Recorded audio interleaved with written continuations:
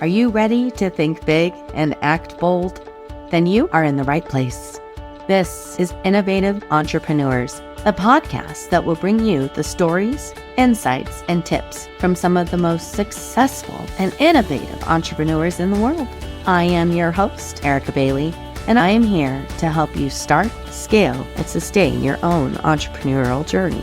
Let's get started. Hello, and welcome to Innovative Entrepreneurs. Today, I am talking with Alex Murillo. He is our guest. I'm going to be honest, I am very excited about this one. And the reason I'm so excited is because I connected with Alex via a Facebook post, and he decided to be on the podcast. And once I actually read and learned more about him, my mind was blown. So I am super excited to have him here. I'm going to give you a short overview. Alex is a 26-year-old entrepreneur who has proven that real estate, business ownership, and financial freedom are not out of the reach for young people. Since buying his first house at 22 years old, he and his wife have been able to purchase and hold over $2 million in cash flowing real estate. Alex has proven to himself several times that he does not enjoy exchanging his time for money. He dabbles in several different business types, but primarily he enjoys selling residential real estate in Southern Utah and teaching people how to build wealth. And his ultimate goal, which I think we all should hope for, is to achieve financial independence by the time he and his wife are 30. Wow. I mean, Alex, seriously, that is one impressive resume. Yeah. So why don't you, I gave an overview. Let's talk about you. I'm really interested. Did you start as a W-9 or did you always know you were meant to be an entrepreneur? No. I mean, I probably had 5 to 10 different jobs while I was in college and high school and stuff like that. It never really occurred to me. It kind of started when I think I was a sophomore in college, and I was trying to decide, because everybody tells you need to pick what you need to do for the rest of your life. And I changed probably 4 times, my degree within a 6 months period. And I was like, this freaking sucks. I was like, what? What the heck am I supposed to do for the next 40 years? And it stressed me out. I was really worked up about it. And you can ask my wife about it. I just want to stop talking about this. So kind of at the time, I was working 2 or 3 different jobs, while I was in school. One of them, I worked graveyard shifts at a residential treatment center. Mm-hmm. And it was, all I did was sit there on my laptop all night long and just kind of made sure nobody ran away. That was my job. I did that too. Yeah. For 5 years. Yeah. I actually really liked it because I could do my homework. Mm-hmm. I could research stuff, but it was on one of those graveyard shifts. I was just on the internet, how to make money or whatever. I don't even know what I was looking for, things people look up. And I kind of started coming across the FIRE blogs, financial independence, retired early, something like that. And I can't even remember what the first blog I read was, but it basically ran the numbers on how you could retire a lot sooner than 65 years old, mm-hmm. just off of investments, right? So there's no way I'm going to get a master's degree after I finish my bachelor's. You just knew it? I just knew it. So, and I finished my college degree. I still had 2 more years at that point, just because I just felt like I was halfway done. So I might as well finish it, I guess. Yeah. Smart. Yeah. So that's kind of where it started. So then what made you decide to go into real estate investing? What flipped from working in a residential treatment center and going to school and not really knowing what you want to do with your life and getting frustrated? Why real estate? What was your why for this? Real estate, well, it came to me basically from the same thing, just looking up, watching YouTube videos. That's how people my age learn things, right? We go on YouTube or Instagram or whatever, and we see all these ads or videos or people talking about whatever they did to make money. So I came across the Bigger Pockets YouTube channel. Okay.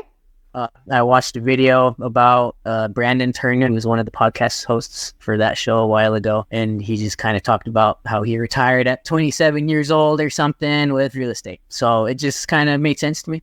I guess real estate, the more I looked into it, the more I realized it's kind of always been a thing. You know, like people have always owned real estate. People are always going to need a place to live. And it was kind of appealing just because it honestly kind of just sounded cool to own a house. So you went from buying your first house at 22 to holding over $2 million in cash flowing real estate. Like, how does that happen at 26 years old? This is what I mean by innovative. Like, this guy figured it out. I mean, it's impressing to me. So, I mean, why don't you tell me how did that happen? Yeah. So, I mean, maybe to me, it's not that complicated, right? But I know it's like intimidating and it doesn't sound real to a lot of people. It probably wouldn't sound real to me. But it's really pretty simple. Like our first house, it was literally one of 2 houses in Cedar City, Utah that we could afford on $15 an hour. It was like a 3-bed, 2-bath townhome. It needed a lot of work, which is kind of why it was in our price range at the time. But I was like, dang, we have 2 options. This one has 1 more bedroom than the other house, so let's buy this one.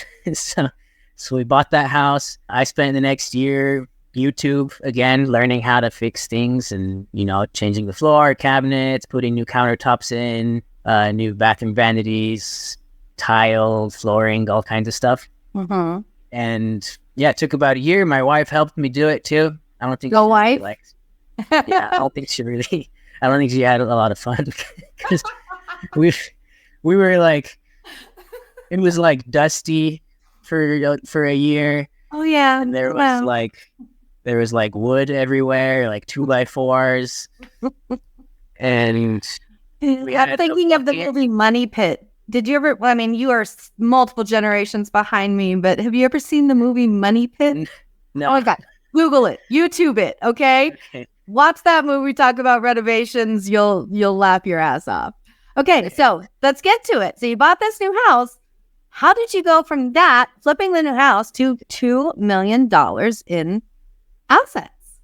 Yeah, so that house was pretty much like the gateway to everything else, right? Okay. So that house, we bought it in 2019 for $126,000 in Cedar City, Utah. Now, I know that's not like a realistic price now, but oh no, this is what it was. Good timing. Exactly, right? So we remodeled it. It was brand new looking. We rented it out for a year, actually. And then we moved into another house, which we were house hacking. Like I moved in some of my friends and they rented the other bedrooms kind of thing. After a year or so, we sold that very first house for $270,000, something like that. So you over doubled your investment. Okay. So we took that, I think it was like $130,000 or something. And we did a 1031 exchange. So we gave it to a third party. They took the money from the house and we're like, hey, we're going to put that money in a different rental property. And we used it and we bought 8 units in Columbus and Cincinnati, Ohio. So are these single family or multifamily? The ones in Ohio are multifamily, 2 to 4 units, small multifamilies. Okay. So kind of while all this was happening, every year or so, or every 6 months to a year, me and my wife were buying a new primary residence and we were house hacking it. So we would bring roommates in. I had friends in Cedar City that were going to school, so we lived with my friends for like the longest time. I loved it. I thought it was the greatest time ever. Be interested to hear what your wife has to say about that. She didn't love it very much. It actually kind of got out of hand at one point. Like we were living in the master bedroom of one house, and then I had another friend that was like, hey, I need a place to live. Can I rent a room for you? But we were out of rooms. It didn't even occur to me that we weren't going to have anywhere to sleep if I rented him our room. Oh no. So, so, so I was like, yeah, we have a room for you. So I rented the master bedroom, and then me and my wife were like, Shit. I was like, oh shoot. We slept on like the pull-out couch in the living room. So all of these like trials and things you had to figure out, it seems like you really like handled these well and just kept hustling. I mean, is that what I'm hearing? You just kept hustling.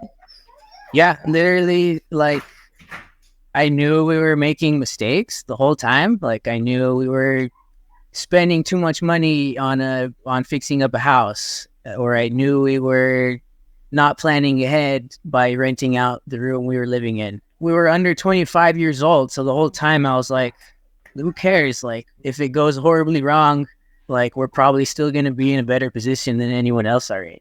So That's when just you kind of met how I these think. challenges or you failed or, like what motivated you to keep going, right? We all make mistakes, right? As a business owner, as an entrepreneur, I truly believe that we all make mistakes in order to learn. So the way we learn is either by making a mistake or by learning from others who have made the mistake, right? Yeah. That's how I feel we learn long term. But so for you, you feel like, oh, okay, I'm making these mistakes, but as you grow, what kept pushing you through, even though, you felt like, oh, I'm making mistakes? Or did you just say, I'm doing it, like I'm jumping into the void, whatever happens, happens? So that's me. I'm like the jump into the void, and I'm like, we'll be all right, like we'll figure it out. Mm-hmm. My wife would get really stressed. Like she would get like stressed about this. Mm-hmm. So one day we had like 3 houses that we had house hacked by this point, and like maybe 1 or 2 duplexes in Ohio. And my wife was stressed out about it, and I was like, hey, I probably should have did this a long time ago, but I'm gonna actually like calculate our net worth. Mm-hmm. So I did that. I subtracted all our mortgages and whatever from what the houses were worth. And I took that number and I showed it to my wife, and she was like Wow. ecstatic. So like she couldn't believe it. So it made her feel a lot better. So what is your why? So the biggest one for me is it's evolved, right? It used to be the fact that I just didn't want to work in the same job for 40 years. Makes sense. And then I met my wife, and we were married for a while, and it kind of evolved. She's a registered nurse. Okay. Thank you for your service, wife. We love nurses and appreciate you very much. Yeah, she's awesome. So she started nursing. She graduated nursing school, and she started January 2020. Her first year and a half were just COVID. Yeah. Right. So, which totally sucked. Like she would come home from work just like broken. Just like, yeah, like not doing very well. And I think they all did at that time, really. Yeah. Like she was getting burnt out. She was looking at other things to do, other types of nursing, but all that there was COVID. That's it. Mm-hmm. That's all they had her do. She was in the ICU too, so it was like the intense patients. So we kind of talked about it a little bit, and it was like kind of became a why, I guess. Like, okay, how do we put ourselves in a position where if you wanted to stop nursing, you could just stop and nothing would change, right? Like that. So yeah, that's kind of what it is at the moment. Fantastic. So we're talking about your generation, and a lot of people think that your generation struggles with work ethic and action taking. What would you say to help them overcome that work ethic and action taking? My opinion of it is you can't both have bad work ethic and not take action on anything. You can maybe get by doing one or the other, right? There are people that have great work ethic that, make a great living for their whole life. and they're totally fine, right? And there are people who don't have a great work ethic, which is actually kind of how I am. Like, I'm kind of a lazy bastard, if I'm being honest. Like, I'm always looking for, like, how can I do this with the least amount of effort kind of thing. Hey. Just because I want to do something else instead, you know? Mm-hmm. But I'm an action taker, right? So if I see something that is a good investment, for example, or that I understand to be a good investment, I'm not thinking about it very long at all. Yeah. I'm just kind of doing it, right? So, yeah, you can get by with one or the other, but if you're taking action and you're willing to work, like, you know. That's how you overcome those problems. Right. That's how you become an entrepreneur, right? It's just kind of hard because people my age, like, we're weird, you know. We're like, we have zero loyalty to our employers. like I have friends my age, like, they have just zero loyalty to their employers, which I totally understand, right? Like, they don't want to go to work one day. They just say they don't want to go to work that day, and that's just... And I think it's acceptable.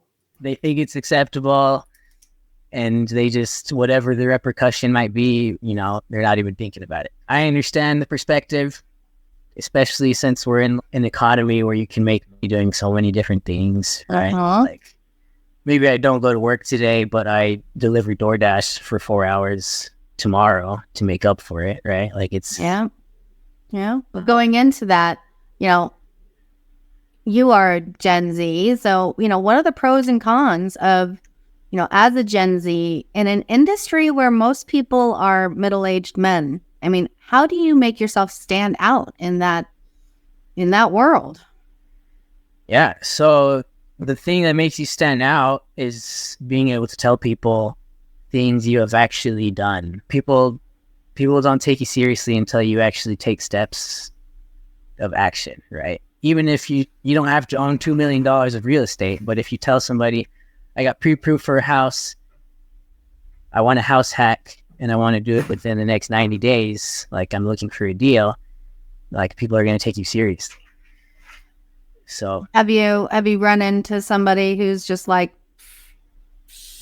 you're a kid, like, I don't want to do business with you? Is that... Yeah, I mean, I get that a lot selling real estate.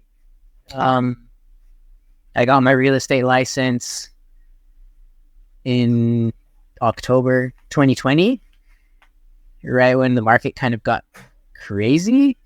And yeah, people, I would be showing $1 million houses to people 3 times my age, you know, or I'd be showing investment properties to some 60-year-old dude in California that wants to buy a house in Utah. And at first, they see my face or they hear my voice, and they're like, who's your boss? Or like, who's your broker? Or, you know, stuff like that. And I hated it. I still hate it. It's so annoying. Just because I knew I was a better realtor than, you know, 95% of the ones out there. Obviously, I mean, you've grown your business from, you know, at 22, from 0 to $2 million in what, 4 years? Just under 4 years? Yeah. Yeah, they obviously. And what I'm thinking here is, you know, I don't know if you've ever seen Pretty Woman. Here's another one. But, I have seen that one. Okay, and Pretty Woman, and she goes in and she's got all these beautiful clothes and all these bags, and she goes into the store that treated her like crap before, and she looking around and she walks up to him, she's like, big mistake. Huge mistake. It's like, that's what I'm thinking about this. It's like these people who aren't listening to you or respecting you or appreciating your expertise. It's like, yeah, big mistake, right? They are losing out on that. But most people don't see that. They don't recognize that your generation has a lot to offer. And it's because you're able to really teach yourself.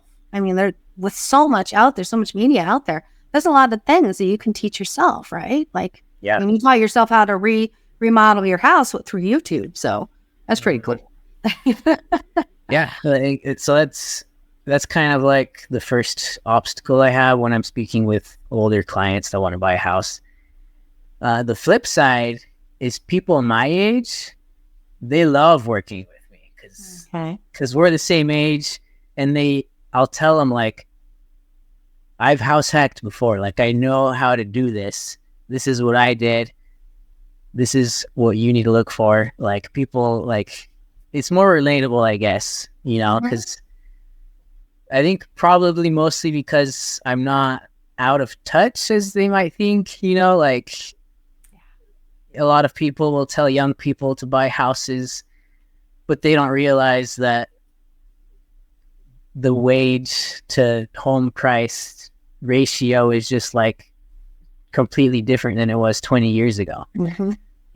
So people my age have unique challenges, especially in a unique real estate market that has never really quite been like this, or at least in our generation. So it's like, yeah, people my age, and I think there's a new generation after Gen Z. I don't even know what it is, but people in their 20s that are starting to look into this kind of thing. Like those are the kind of people I relate to more. They innovate themselves to accomplish their dreams. Yeah. Oh, it's Generation Alpha, by the way, apparently. So what is Big Cat Investments? What is that?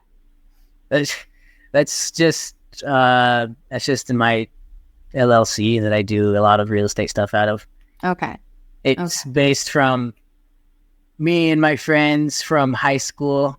We would call each other Big Cat, like when we greeted each other, like, "Hey, what's up, Big Cat?" And so when I was like, the time came to make an LLC, that was just the first thing that came to my mind. So I just did that.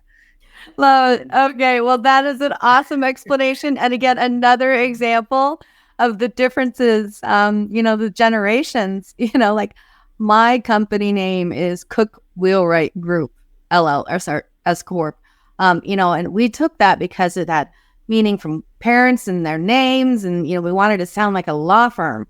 Right. And now we're like, man, we need to adjust that. So, it really does show, yeah, it makes me feel old, but it's awesome. You know what I mean? I love that you take what you find fun. So here's what I think is cool about you is you take your youth and your expertise and you find ways to make things fun. And, that's, I think, what I love about what you're doing. And just the motivation. I mean, it's just impressive. What are some of the best practices maybe or tips that you can share with our listeners, especially young generations who are interested in getting into real estate? What would you say? Best practices would be, the first thing that comes to mind is to start. Like, if you have any interest at all in real estate, take the next step, speak with an agent who knows about house hacking. So an agent who knows how to find you a house where you can rent out the other bedrooms or the other units that you can buy with very little money down or no money down. There's like first time home buyer assistance programs in Utah right now that are kind of crazy. Well, Utah's booming. Yeah. So find an agent who knows about house hacking and who can help you find something. Right. And then, obviously you do what your agent says. What they're going to say to you is get pre-approved for a loan. If you're not pre-approved for enough, call your parents, see if they'll co-sign with you.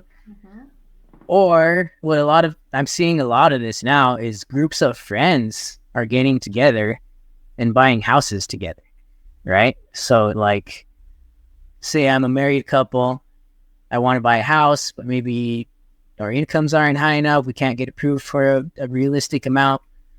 Let's call our other friends. Hey, do you guys want to buy a house with us? We'll split the house. We'll hold it for at least 5 years. And then at 5 years, maybe we sell it or whatever, So, okay. So your trick is to buy, hold, and then sell at a later date? I mean, not necessarily. I say that because if you're buying a house with friends or somebody else, like maybe their life circumstances change and they want out, but you want to stay in. So there's more moving parts, I guess. Okay.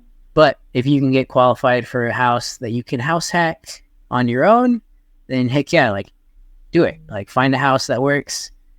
It's not going to be your dream home. It's not going to be your forever home. Maybe it is brand new. I don't know, but it might need some work. But find somebody who knows what they're talking about to guide you through it to know if it's a good buy or not. Wonderful. So, Alex, we've all made mistakes, like we said. So what is a mistake, or what are some mistakes that maybe you have made? And if given a chance to start over, what would you do differently? Yeah. So I've made a mistake. Well, I've made lots of mistakes when it comes to investing in real estate, right? Mm-hmm. Like I think I've probably underestimated how much I'm going to spend on renovating a house pretty much every single time ever. Mm-hmm. So that's just, it's a lot better now. Like now I like factor in that extra, whatever you call that amount for messing up. Mm-hmm. The adding.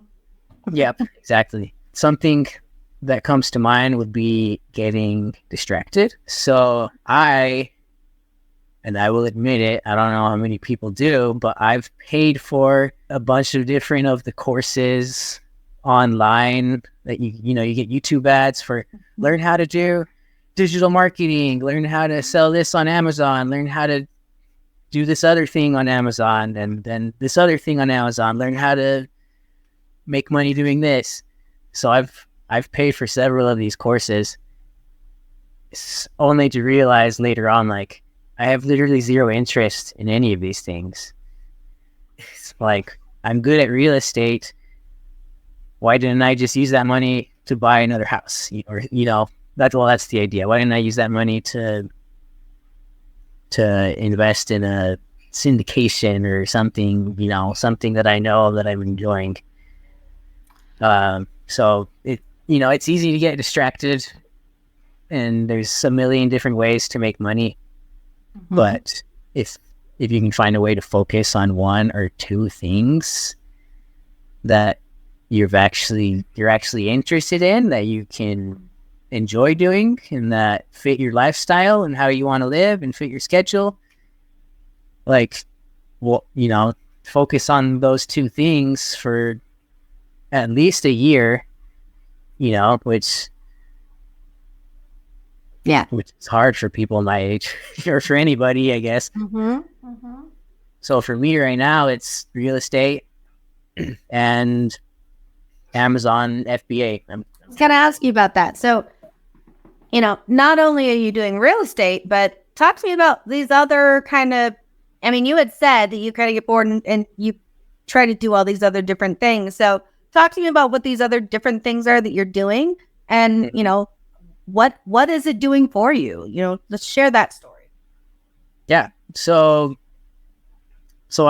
after my first 2 years selling real estate, I was kind of burnt out a little bit. Like, I sold a lot of houses during 2020, 2021. And I was like, I didn't like it anymore. Because people were rude and stressful. And now I understand it's just because the market was very, very frustrating. So everybody was stressful and worked up about everything.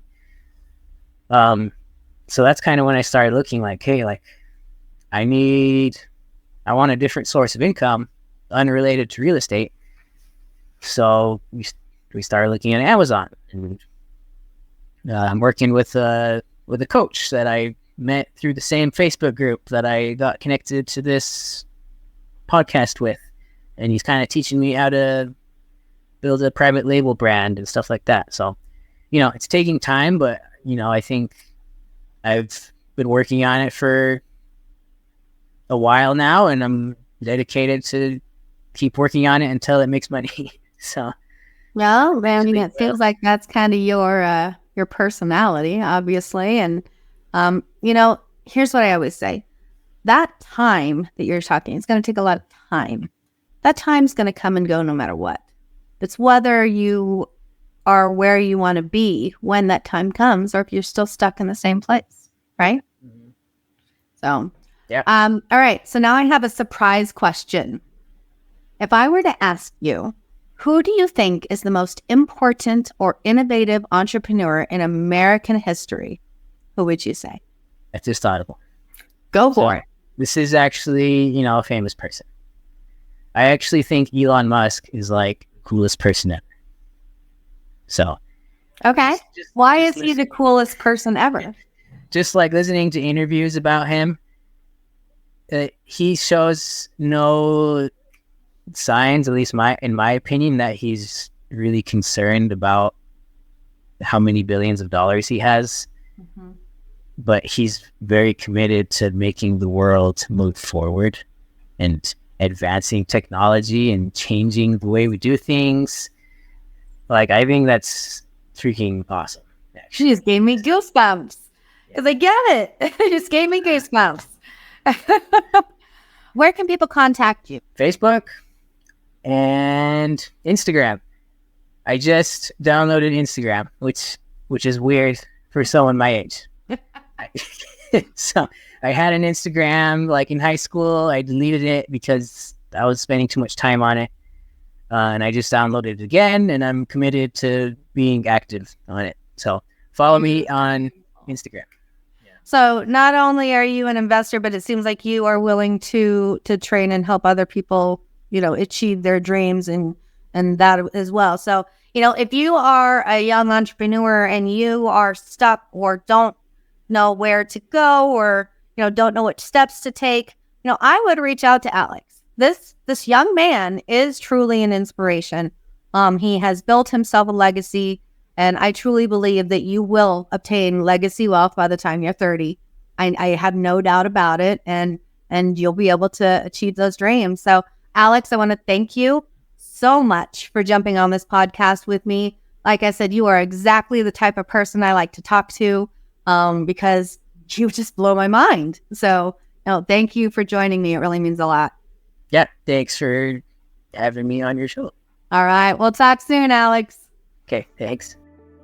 Wow, what a great episode. I hope you had as much fun as I did. If you want more of this goodness, make sure you subscribe so that you get notifications for future podcasts. And if you found value from this, please share it with others. You can visit our website at cwgdigital.com. This is Erica Bailey. I am your host, and I will see you next time.